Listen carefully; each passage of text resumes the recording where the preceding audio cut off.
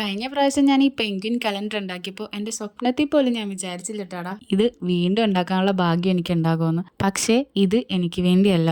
ആദ്യമായിട്ട് ഞാൻ soil clay തുടങ്ങിയിട്ട് ആദ്യമായിട്ട് നമ്മളൊരു പ്രൊഡക്റ്റ് പുറത്തേക്ക് പോവുകയാണ് കേട്ടോടാ. അതിൻ്റെ സന്തോഷം എനിക്ക് പറഞ്ഞറിയിക്കാൻ വയ്യ കേട്ടോ. അതിന് ഞാൻ നിങ്ങളോട് തന്നെയാണ് കേട്ടോ നന്ദി പറയണത്. നിങ്ങൾ കാരണമാണ് ഞാൻ ഈ ഒരു പരിപാടി സ്റ്റാർട്ട് ചെയ്തത് തന്നെ.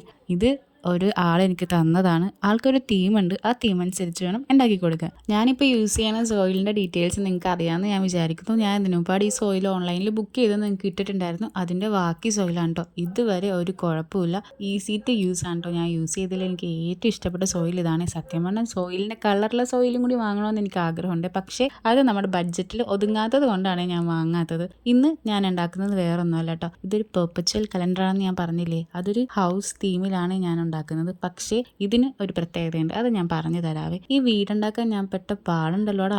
ആദ്യം അത് എങ്ങനെ വെക്കണോ എന്നുള്ളൊരു കൺഫ്യൂഷനിൽ ഞാൻ എങ്ങനെയൊക്കെ ആക്കി തീർത്തിട്ടുണ്ട്. ഫൈനലി നമ്മുടെ വീട് റെഡി ആയിട്ടുണ്ട്. ഇത് വീട് മാത്രമല്ല, പെൻ ആൻഡ് പെൻസിൽ ഹോൾഡറും കൂടിയാണ്. ഇത് ഞാൻ ഇങ്ങനെ ഉണ്ടാക്കാൻ കാരണം വേറെ ഒന്നുമല്ല കേട്ടോടാ. ഇത് ഒരു ഓഫീസ് യൂസിനുള്ള കലണ്ടറാണ്. അതുകൊണ്ടാണ് നമ്മൾ പെൻ ഹോൾഡറും കൂടി അതിനകത്ത് ഉണ്ടാക്കിയത്. ഫൈനൽ ലുക്ക് ഇതാണ്. ഈ പെയിൻറ്റിങ്ങിൻ്റെ വീഡിയോ ഇട്ട് ഞാൻ വരാം കേട്ടോ. അപ്പോൾ സബ്സ്ക്രൈബ് ചെയ്യാൻ മറക്കല്ലേ. ബൈ.